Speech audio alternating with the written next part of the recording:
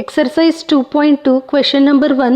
If 2 into sin A is equal to 1 is equal to root 2 into cos B and pi by 2 less than A less than pi and 3 pi by 2 less than B less than 2 pi, then find the values of tan A plus tan B upon cos A minus cos B. या question मध्ये पहा काय दिलेलं आहे, 2 into sin A is equal to 1. इथं पहा लिहिताना मी कसं लिहिलं आहे, given 2 into sin A is equal to 1 म्हणजे sin A is equal to 1/2 आणि इथं काय दिले पहा, A हा अँगल पाय बाय 2 टू पाय म्हणजे पाय बाय 2 म्हणजे 90, पाय म्हणजे 180. 90 to 180 म्हणजे कुठला क्वाड्रंट येतो, सेकंड क्वाड्रंट. आता इथं पहा हा म्हणजे ए हा सेकंड क्वाड्रंटमध्ये आहे. मग त्याच्यावरून आपल्याला काय काढायचं आहे, साइन ए ची व्हॅल्यू आपल्याकडे आहे. मग त्याच्यावरून टॅन ए काढायचे आणि कॉस ए काढायचे. मग कसं काढणार, साइन आणि कॉसच्या रिलेटेड एक फॉर्म्युला आहे. We know that sine square plus cos square A is equal to 1. Angle A आहे म्हणून ए घेतलं. देअरफॉर आता इथं पहा साइन माहिती आहे, कॉस काढायचे म्हणजे cos square A is equal to 1 minus sine square A. Therefore, cos square A is equal to 1 minus 1/2 चा square. This is equal to 1 minus 1/4. This is equal to, आता cross multiplication करा, 4 minus 1/4. This is equal to 3/4. ही कशाची value झाली, cos square A ची. मग cos A is equal to काय येणार, plus और मायनस स्क्वेअर रूट ऑफ 3/2. कारण का 3 चा स्क्वेअर रूट निघत नाही म्हणून स्क्वेअर रूट ऑफ 3 अँड 4 चा स्क्वेअर रूट निघतो 2. आणि प्लस और मायनस घेतलं कारण आता इथं आपल्याला प्लस घ्यायचं का मायनस घ्यायचं माहीत नाही. आता इथं लिहायचं, but A lies in second quadrant. मग ए जर सेकंड क्वाड्रंटमध्ये असेल तर कॉस हा पॉझिटिव्ह असतो का निगेटिव्ह असतो, निगेटिव्ह असतो. सेकंड क्वाड्रंटमध्ये फक्त साइन आणि कोसेकच पॉझिटिव्ह असतात, बाकीचे सगळे निगेटिव्ह असतात. मग cos A is equal to minus root 3/2.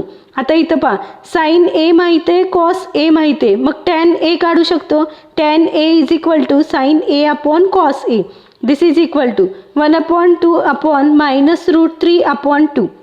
2 2 cancel होणार, राहिलेलं काय मायनस 1/√3. आता इथं पहा टॅन ए मिळालं, कॉस ए मिळालं. आता काय काढायचं आहे, टॅन बी आणि कॉस बी. आता इथं पहा root 2 into cos B is equal to 1. कारण काय या दोघांची व्हॅल्यू 1च आहे म्हणून दिलं. मी घेताना कसं घेतलं, 2 into sine A is equal to 1 घेऊन साइन ए ची व्हॅल्यू काढली. आता कॉस बी ची व्हॅल्यू काढायची असेल तर root 2 into cos B is equal to 1 म्हणजे cos B is equal to 1/√2. आणि इथं दिलेलं आहे पहा 3 pi by 2 less than B less than 2 pi. 3 pi by 2 म्हणजे 270, 2 पाय म्हणजे 360. 270 to 360 म्हणजे कुठला क्वाड्रंट, फोर्थ क्वाड्रंट. मग म्हणजे बी हा फोर्थ क्वाड्रंटमध्ये असल्यासारखं. आता कॉस बी माहिती आहे, फक्त टॅन बी काढायचं आहे. पण कॉस बी वरून टॅन बी काढायचं असेल तर तुम्हाला साइन बी ची व्हॅल्यू काढावीच लागेल, कारण tan is equal to sine upon cos. Therefore आता इथं पहा we know that sine square B plus cos square B is equal to 1. लक्षात घ्या ए साइन ए वरून कॉस ए काढायचं असेल तर साइन स्क्वेअर ए प्लस कॉस स्क्वेअर ए घेतलं. आता इथं पहा कॉस बी वरून साइन बी काढायचे म्हणजे अँगल बी घ्यायचा. Sine square B plus cos square B is equal to 1. आता आपल्याला कॉस बी माहिती आहे, साइन काढायचे म्हणून sine square B is equal to 1 minus cos square B. Sine square B is equal to 1 minus 1/√2 चा square. This is equal to 1 minus 1/2. कारण का root 2 चा square, square and square root cancel. This is equal to cross multiplication करा 2 minus 1/2. This is equal to 1/2. ही कशाची value झाली, sine square B ची. मग sine b is equal to plus और मायनस 1 चा स्क्वेअर रूट 1, 2 चा स्क्वेअर रूट निघत नाही म्हणून square root of 2. Therefore sine b is equal to plus और minus 1/√2. But b lies in fourth quadrant. Fourth क्वाड्रंटमध्ये साइनची व्हॅल्यू काय असते, निगेटिव्ह. कारण का फोर्थ क्वाड्रंटमध्ये ओनली कॉस आणि सेकच पॉझिटिव्ह असतात. म्हणजे साइन बी ची कुठली व्हॅल्यू घ्यायची, निगेटिव्ह व्हॅल्यू. इथे पहा b lies in fourth quadrant. Therefore sine b is equal to minus 1/√2. आता टॅन बी ची व्हॅल्यू काढता येते. साइन बी माहिती आहे, कॉस बी माहिती आहे. Tan B is equal to sine B upon cos B. This is equal to minus 1/√2 upon 1/√2. 1/√2 1/√2 cancel होणार, -1 राहणार कारण इंटू मायनस असल्यामुळे, म्हणजे tan b ची व्हॅल्यू -1. आता इथं पहा दिलेल्या क्वेश्चनमध्ये व्हॅल्यूज पुटअप करा.